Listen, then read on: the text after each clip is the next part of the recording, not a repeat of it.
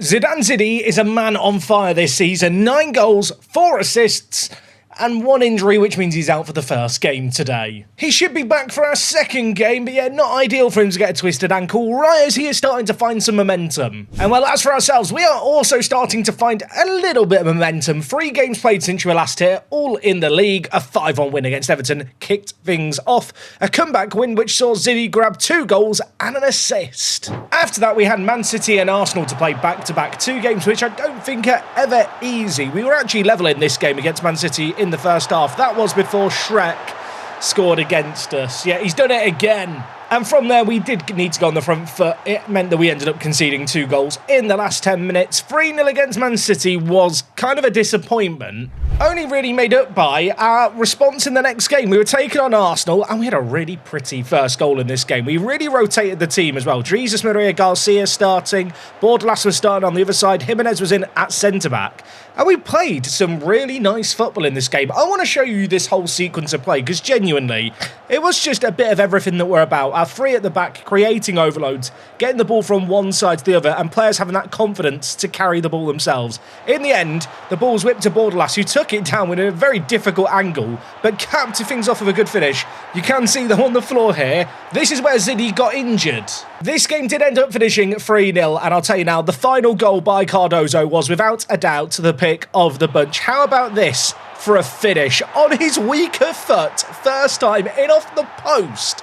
And yeah, what a way to grab 3 points. So those are the matches played since you were last here. Loads of goals. We've actually scored the most goals now in the Premier League for the year. And despite the fact that Man City held firm, overall we've got to be happy with how we've started the year. In terms of the matches we're doing today, we have got Champions League action as advertised previously. We are going to be taking on AC Milan at home first and foremost. I'm then going to go away, play 3 more games off camera before a trip to Madrid where we are taking on Atleti. We are now just shy of a quarter of a way through the season and looking at things. We're in a good little spot right now. We are in second. Admittedly, we are tied with Chelsea and Brentford, of all teams, on 17 points. Fulham are also doing really well yet again. I think we have to accept Fulham are one of the better teams in this universe, as are Brighton, who are doing well. Newly promoted Oxford up in 10th, despite having a minus 12 goal difference, whereas Wrexham, newly promoted, yet to get a win, and they've scored 4 goals, conceded 21. Bizarrely, that defeat that they had at the hands of us, 2-1, that might be their best result all season so far. Overall, though, I think we have to be really happy with how this season has started. Miñambres in goal has been solid. A 7.1 rating for a goalie in Football Manager is pretty good. Obviously, only 1 clean sheet in the Champions League, only 3 in the Premier League as well. I guess defensively, I would like to see us having maybe a slightly better record. I'm not entirely sure if it's on the goalie, though. In terms of the rest of the team, the back 3 has become the back 3 that we used last year, which was a bit crap having spent money on someone like Rovas, but in the few games we've played him in, he has really struggled. I kind of thought that his physicality, outside of his pace, acceleration and agility, might make up for that lack of, well, a turn of pace. It hasn't. He has just been too slow. He's been a liability in the league. A 6.53 rating. Little bit worried this transfer might be a bust already. As for Jimenez, I really still like Jimenez. I think he will forever be a squad player. He is still developing as well. It's easy to forget the 21-year-old. He has started 5 games for us in the Premier League this year. He has been slightly better than Rovas, but yeah, he's only been okay. I mean, in terms of the top performers this year, it is Zidane. Rodrigo, when I played him in the EFL Cup, got a 7.6 rating, and then it's Aguiar, who's grabbed a hat-trick against Leicester a few game weeks ago. Boney actually has 4 goals for the year. He has, though, recently signed a new 5-year deal. And I know that's going to make some people really angry. I love this man. I feel like it's nice to have some personalities in your team. He has that perfectionist personality. He's a squad leader. He's very happy, I think, seeing out the rest of his time at the club. And I feel like having been here since League One, still grabbing goals in the Premier League, I think he's just worth having around. I know not everyone has sentimentals in Football Manager. I'm okay with having 1 or 2 sentimental players that can actually still do it. You might have spotted there is a new highest earner at the club. Ryu was demanding a new contract. He had a release clause anyway of, I think, £40 million, and his value was edging above that anyway. He signed a new deal. It's a new 5-year deal, and it does mean there is no longer a release clause in this guy's contract. I do feel like, as far as deep-line playmakers go, I don't know if they get much better than this man. At 23 years old, he has got a 10-year career ahead of him. Even if we were to bring in, a world-class deep-line playmaker who moves ahead of him in the pecking order, I feel like this is a man who could be the backup for the next 10 years. Morten Laudrup's had a good start to this year, 6 goals in 10 games for him. On the other side of things, Byrne yet to play a game for us. And obviously he's had issues with injuries. It's not really been through choice, although now that he's fit, I feel like he's almost lost his top 5 status as a striker for us. I guess the big issue for him has been his injuries. He got injured in May, he got a tight hamstring, was out for a few days, then he was out for 4 weeks, then he was out for another 4 weeks, then at the end of September he sprained his foot, and he's only now returned in the last week, and between these 3 injuries in a row, he's basically missed 3 months of football just through back-to-back-to-back injuries. I am still very, very keen to sell him, I think, more so because I feel like when I look at our other striking options now, I really don't need him, especially with the imminent arrival of Osorio Silva, who we agreed to sign last episode. I talked about this guy last episode. I don't think I really bigged up this transfer enough. We've signed him for £7 million. He joins in January. Like, this guy is absolutely stupendous. I'm not really decided, though. Am I going to play him at centre mid? Am I maybe going to train him to play at striker? You can let me know down below what you would do. Regardless, he is probably going to come into the team and be our best player. Like, I feel like I didn't big this signing up enough last episode. It's another reason why I think Byrne has to go. Anyway, that's a little bit of a squad rundown and where we're at right now. We are going to get straight into this first game against Milan. If we do just look at the Champions League standings, we are up in 3rd. We are playing on the Wednesday of game week number 3, which means half the teams have already played their 3rd game at this stage. As for where Milan are, they are down in 28th. They are yet to win. They drew against Lille at home. They lost away against Real Madrid. We are going to hope that playing them at our own ground, we can prevent them winning yet again. Now, in terms of team news, we are close to at full strength with the exception of Ziddy, because Kayo is the man I'm going to bring in. It is, I guess, now an opportunity to move Byrne onto the bench. I've not actually had the ability to select him so far this year through injuries that he's had. It's not actually been kind of a conscious effort to completely ice him out the first team. It's the reason he's not complaining about a lack of first team football. I did rotate things against Arsenal, like I already mentioned. Bordelas played that game, Garcia played that game too. They were both involved in goals that we scored. It does mean for the likes of Sassi and Ruiz, they are ready and rested for this one. And you saw Cardozo score against Arsenal. Very, very pleased by that. Obviously back now in the first team, has played 2 games for us, missed the entirety of pre-season and the first few games of the year. And it's just always good to have your captain back in the 11, isn't it? Okay, this is our first home game in the Champions League in our brand new stadium. I'm very excited for this. I'm looking at this Milan team. They've got Jeremy Pino, I think, out on the right-hand side, and Vandenberg in at centre-back. We are entering that era, though, aren't we, where there's not that many real players left in the world of football. There's lots of unknown quantities. One thing's for sure, though. Milan usually generally have a very good football team, don't they? Now, one thing I do want to show off really quickly as we kick off this game is I've got the FreeCam mod installed. If you don't know, there's a mod you can download for PC that allows you to move around the camera. Here is a look at our stadium. I feel like we haven't really got a chance to appreciate it yet. It's a beautiful bit of architecture, isn't it? And look, I know there's no gazebo for the hardcore Park to Prem fans to enjoy. There is a burger van, and look at the food that they serve. Doesn't that look delicious? All I'm going to say is, how beautiful is this? Look at this. This is our own stadium. I'm kind of sad we never did this for the dripping pan now. Anyway, not to jinx it, we have not won at home in our new stadium in a live commentary yet. Admittedly, we've only played 1 game in this ground, and it was against Chelsea. Not overly sure that AC Milan is an easier game, mind you. Anyway, they are in possession in the midfield, looking to play it forward. Gromman wins the ball nicely and gives it to Ryu. Obviously, with that new contract, I'm hoping that Ryu is going to step up his performances. I feel like he's a bit of an unsung hero. He's a really solid playmaker for us, as, I suppose, is Cardozo. Speaking of Ryu, here he is, working with Cardozo, who shoots! He's back in the team. He's back in the goals. It's 2 goals in 2 for Cardozo. On his Champions League debut, he leaves a mark. I know I've said it a lot. Deep line playmakers just never get good ratings in Football Manager. The whole rating system, I feel like, is a little bit flawed and overly critical of kind of some roles and in terms of kind of how certain positions are judged to get a rating. Deep line playmakers never do that well, unless they get a goal or an assist. And Ryu got an assist there. Suddenly his rating shoots up into the green. I'm going to hope, much like the game against Leipzig now, we can start to run riot. An early goal, hopefully going to settle the nerves here. Gromman with it, bringing it forward, gives it to Sassi. Gromman, the left centre-back, through the middle to Victor. Big switch of play. Ruiz, acres of space for the right mid. Pulls it back. Cardozo very nearly had another. A lot of highlights in this first half, I feel like. After a bit of a slow opening 10 minutes, it's burst into life with that goal. Laudrup using his pace to get in behind. No Ziddy to aim for in the middle, but it is Kakayo who's already scored a couple in the Champions League. He couldn't convert there, but it's not cleared away. Cardozo arrives in the box. He's done it again. Captain Fantastic, take a bow. Sassy's ball into the box here was a bit of a Hail Mary, a bit of a searching ball, but Cardozo just becomes unmarked at the far post, leaps highest, and Grabara had no chance. I feel like we've unlocked a new level in Cardozo. Last year we changed him to play as this attacking midfielder at centre mid. It's worked really nicely. It's a role that I've not used much in FM26 prior to this save game. And I'm really liking the positions Cardozo gets into. It feels like he can really have an impact on a game. That said, whilst we're 2 goals up, still lots of time to be played, and Haraldsson's shot there was scooped off the line by Minambres yet again. The goalie making another really big save to bail us out. So much so, we get the goal line technology check. Was it over the line? Oh my word, this is dramatic, isn't it? You know what? It wasn't actually that close. I'm not sure we needed this. Okay, we are 2 goals up at half-time. It's actually been a pretty even game, but 2 moments of quality have been the difference makers. Okay, into the second half we march. I've just noticed Milan here are playing a 4-3-3 with a false 9. It's very, very hipster. You can see they are changing their shape as well when they are out of possession, but still very easy for us to distribute it to our centre-backs. Okay, I'm going to make some changes in this game. Kakayo and Laudrup been a little bit quiet, so you know what? We'll bring in Byrne, we'll bring in Aguiar. I'm a little bit concerned with Cardozo. Despite scoring 2 goals, his condition isn't the best because he is coming back from that injury.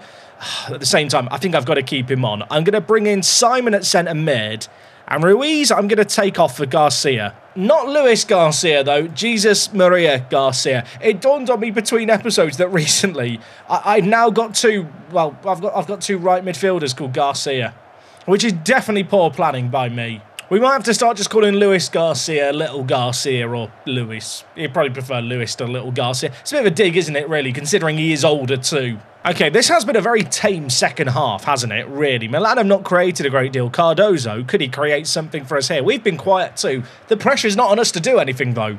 Number 7, Captain Fantastic. Can he deliver a fantastic ball in? It's whipped in. Byrne was lurking. Cleared away as far as Oliver, who could still pick out Cardozo. I mean, have a shot, son. You're on for the hat-trick. I'll give you permission. He's ghosting inside. He pulls it back. Simon probably has to hit the target there. It's a really weird game, this one, because the stats really make it look like we've been second best across the board. I don't feel like the highlights have given that vibe. I think they've created a fair few chances, but nothing of super high quality.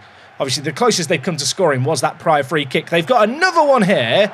I mean, that one's further off target than the one we saw in the first half. I'm going to sub off Cardozo, bring in Addons. Last change of the game, but there's only 4 minutes left. We're going to win 2-0, and that was oddly controlled. That was just a really relaxing game. Not exactly what I expected, but it does make it 3 wins in 3 in the Champions League, which probably means we're going to be making it into the knockouts, to be honest. Our next game is, though, against Atletico Madrid, who are in 11th. Of course, the top 8 teams get a bye through the first knockout round. I feel like at this point, we have to be using that as an aim, and really a semi-achievable goal to try and pull off. But our next game's not going to be easy. Atleti are 3rd in La Liga. Yeah, despite the fact we're so far into the future, some stuff just hasn't really changed. Although Villarreal are the team who are top, so what would I know? Cardozo, man of the match. I'm going to give him some praise. I've got 3 games to go and play. I'm going to be back in just a mo. Well, 3 more games played, 3 pretty good results. The first, 1-0 against Aston Villa.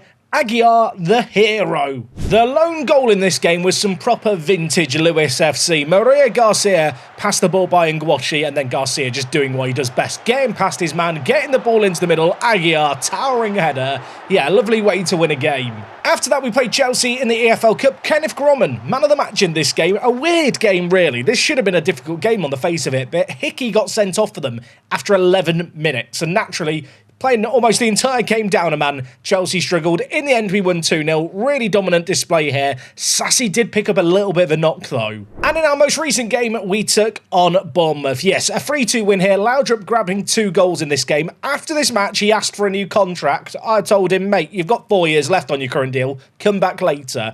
The reason I didn't want to give him a new contract, his agent wanted a release clause. He is contracted for 4 more years. Plus, I've got an optional extension of 3 years. And at £30,000 a week, it's a somewhat criminal contract. But yeah, this is a weird game, this 3-2 result, because to be honest, it was probably our worst performance of the season so far, and yet somehow we managed to get the win. With that result there, we are still maintaining second place in the Premier League. Man City breathing down our necks. Elsewhere, Brentford in fourth have a game in hand on us. If they win that, they'd go ahead of us. Anyway, we've got a second game to do today. It's Atleti. It's away from home at the Estadio Metropolitano. It's a big one. It's an away day. Shall we go on a little adventure? I'm not entirely sure why I always start away days by zooming in on Lewis. I feel like it provides a nice context for where we're going. It probably makes more sense when we're doing games in England. But today we are heading to Spain, we are heading to Madrid, and we are heading to the home of Atleti. I found the Bernabeu. That's not where we're playing today though, is it? There's the Estadio Riyadh. How many stadiums are there in Madrid? I'm not sure this one counts as a stadium, but it's another football pitch. I found a rugby field. I could just go in another tab, can I, and just find where the stadium is. It's fun trying to find it. I feel like I'm playing Where's Wally, but with a football stadium. And it's definitely on screen in a really obvious spot, and I'm just missing it. Today I learned that the Estadio Metropolitano has got naming rights with Riyadh. This is the stadium we're playing at. I feel sick knowing that it's had its name changed. Also, Riyadh Air, I've mentioned you in the video now, so you are officially today's video sponsor, so please send me some money. Thank you. I mean, I'm going to be honest, from the area around the outside, it doesn't look the nicest, does it? It could really do with some grass, that's all I'm going to say. I will say the car park is quite a good car park. The stadium is there in the horizon. You can see the cars, there's trees, it's got the greenery, nicely painted lines. Teams in Cyprus take notes. I'll be honest, as far as water features go, underwhelming. Don't mind me, I'm just inspecting the car park. It's a good solid car park. I've got to say, by the way, respect to the Google Street View van that did actually decide to go down every single alley of the car park. Because I feel like if I was the Google Street View van, that would be a bit too much effort for me, and I'm a big car park enjoyer. This might make me sound like a boomer. I feel like sponsoring stadium names really has ruined football. Like, what was wrong with the Estadio Metropolitano? It doesn't need to be the Riyadh Air Metropolitano, does it? Like the Tottenham Hotspur Stadium, it might be a boring name, but at least it's not commercialised. The area around the stadium, I think, is still just a building site. I would love to know what they're building around this area here, because the stadium kind of sticks out like a sore thumb, doesn't it? Anyway, are there dots in the stadium? Oh my word, there are dots everywhere. There's an Atleti museum. Can I go in the museum? Oh my, I'm in the shop. I'm in the shop. Remain calm, everyone. Remain calm, my hombre. Is hombre brother? Or it might be child. What is hombre? Oh, hombre is man. Stay calm, my hombre. I speak Spanish. I am going to question, how many Atletico Madrid suitcases do you reckon they sell a year? Because I don't feel like it can be that many. Anyway, there are so many dots here, I just want to click on them all and see where we end up. Oh, we're back in the shop yet again. I don't feel like I've ever seen this Atletico Madrid shirt. I can't work out if I love it or hate it. You guys who watch parts of Prem know one of my pet peeves. It's when the clubs describe their stores as super stores or mega stores. The Atleti store, perfectly reasonable name. You get points for that alone. Right, I've looked at the shop. I want to go more into the ground. Let's go here, and I'm in Microsoft's box. Interesting. Well, if you ever wondered what Microsoft's box looks like at Atleti Stadium, now you know. I don't understand why they've got laptops and tablets out like it's like a shop and you're going to buy a laptop while you're here. What other boxes can I go and look at, and what other companies can I give airtime to? Where am I going now? This wallpaper's mental, by the way. Is this too much? I guess it's fine for the store. If this was your wallpaper in your house, though, you're getting headaches, aren't you? Okay, I've gone back in time. I don't think this is part of the away day. This is the stadium being built. It doesn't look very good at this point, does it? I mean, I'm glad it's not still like this. All right, give me a dot, give me a view. Here is the stadium. It's actually wild seeing how different it looks when it's finished. Well, here is the stadium on a match day. I'll tell you now, it's an impressive stadium. If I'm going to be critical, is it too symmetrical? I like stadiums to have a bit of character. I will say the halo floodlight design is quite cool. I've seen some messed up photospheres in away days. I feel like I've just had some edibles in my lunch. What is going on here? You know what? If anything else, when it comes to this away day, we've gone on an adventure. Here's the stadium. It has some nice seats. It's a pretty ground.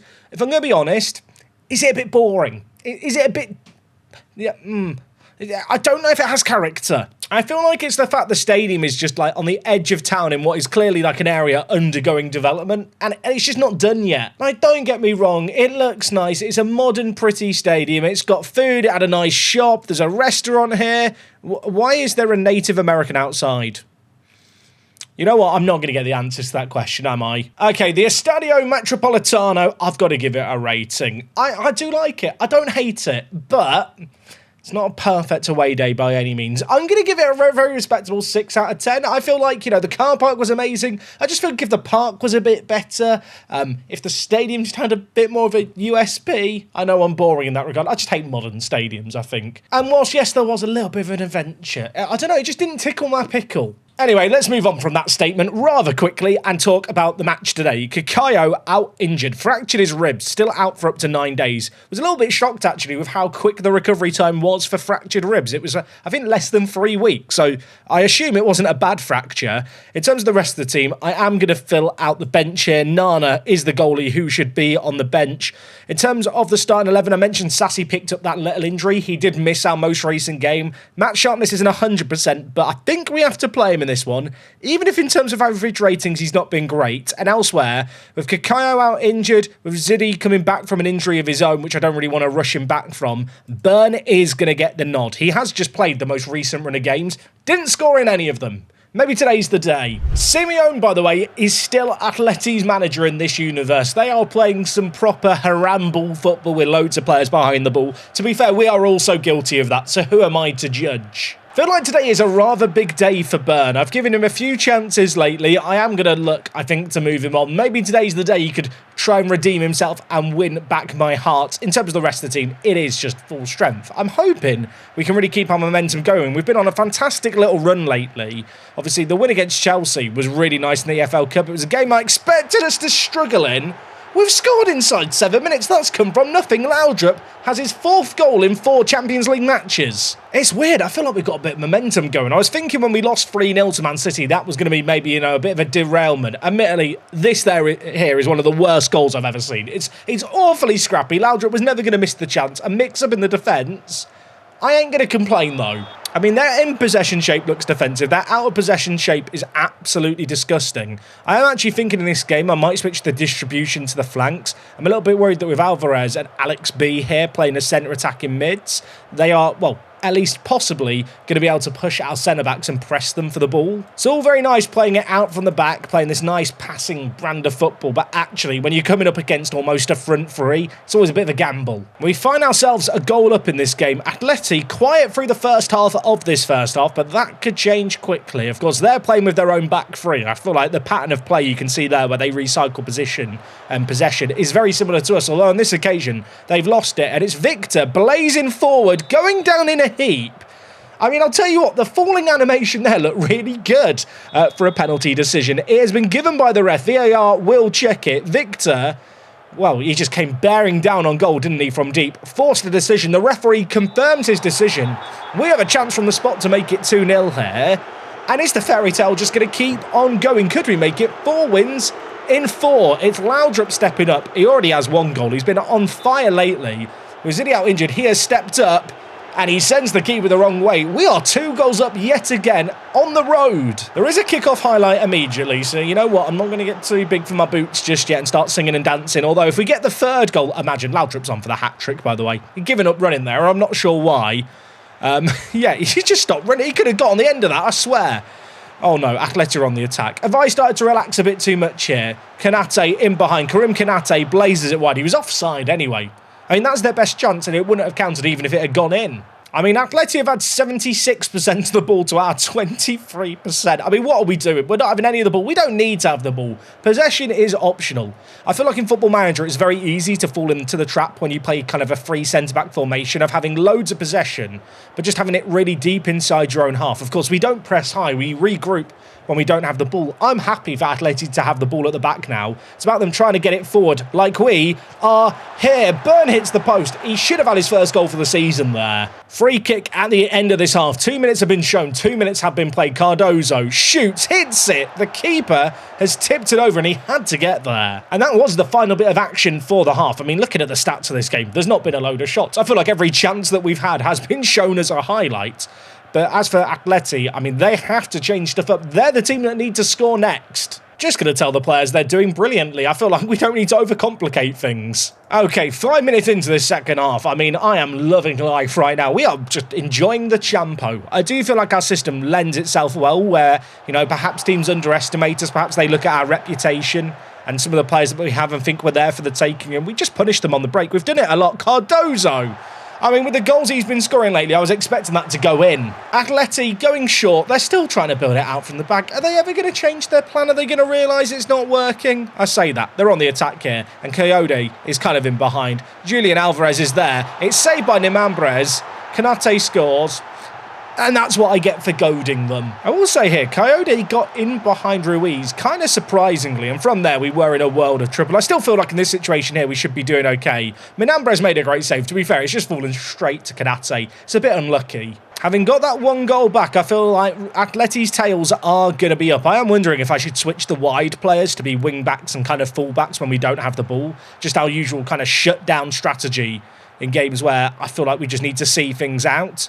Cardozo, loads of space here. Burn, inside. Cardozo shoots, scores. Said I like it when he gets forward. Said I expect goals from him. He's got another one here. It's his third Champions League goal in 2 games. Ryu acting as a little bit of a quarterback here. Burn, not on the score sheet yet today, but turning provider there, just opening up a channel of space with his movement. Not the best goalkeeping by Eduardo. Their goalie, by the way, I believe is the #1 goalie for Spain, and Minambrez is kind of his understudy. All I'm saying is look at the rating, Spanish national team coach, and fix your team selection.